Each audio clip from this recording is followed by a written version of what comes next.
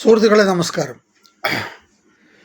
ഞാൻ ഇന്ന് ഈ വീഡിയോ ഇടുന്നത്, ഞാൻ ഇന്നലെ ഒരു വീഡിയോ ഇട്ടാണ് നമ്മുടെ റെയിൽവേയുടെ ടൈമിങ്ങിൻ്റെ കാര്യത്തെപ്പറ്റി. അപ്പോൾ അത് യാദൃച്ഛ്യമായിട്ട് അതിനൊത്തിരി പേര് എന്നെ വിളിച്ച് എനിക്ക് പരിചയം എന്ന് പറഞ്ഞു കഴിഞ്ഞാൽ, ഞാൻ കഴിഞ്ഞ 26-ാം തീയതിയാണ് ബോംബെയിൽ പനവേൽ സ്റ്റേഷനിൽ നിന്ന് ഗരീബ് രഥിൽ ഇങ്ങോട്ട് കയറി വന്നത്. അപ്പോൾ കയറി വന്ന് നമുക്ക് അവിടുന്ന് ഒരു പിടിയും കിട്ടുന്നില്ല. ഈ ഗരീബ് രഥ് ഏത് പ്ലാറ്റ്ഫോമിൽ വരും ഒരു ഇതുമില്ല. ഒരു 10 മിനിറ്റ് മുമ്പാണ് അവർ വിളിച്ചു പറയുന്നത് ഇന്ന പ്ലാറ്റ്ഫോം വരും. അപ്പോഴത്തേന് ഏതായാലും ഭാഗ്യത്തിന് അവിടെ 6-7 അപ്പുറത്തും ഇപ്പുറത്തും അതായിരുന്നു. 5-ാം നമ്പറിൽ പോകണമെങ്കിൽ നമുക്ക് കയറി ഇറങ്ങി പോകാമെന്ന് പറഞ്ഞാൽ വലിയ ബുദ്ധിമുട്ടായിരുന്നു.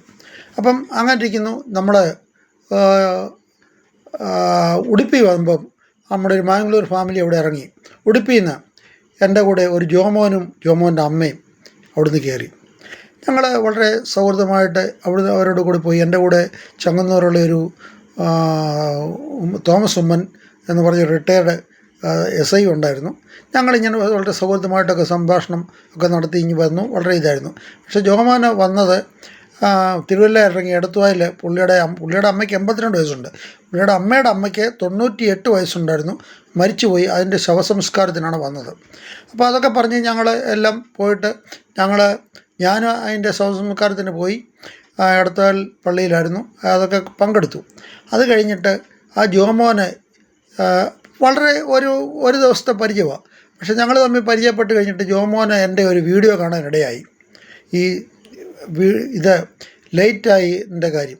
അപ്പോൾ എന്നോട് പറഞ്ഞു, സണ്ണിച്ചേട്ടാ, ലേറ്റാകുന്നതിലേക്കാട്ടിൽ കൂടുതലാണ് ഈ പ്ലാറ്റ്ഫോം മാറുമ്പം ഒരു 10 മിനിറ്റിന് മുമ്പെങ്കിലും 15 മിനിറ്റ് മുമ്പെങ്കിലും ഇവർക്കറിയണ്ടേ.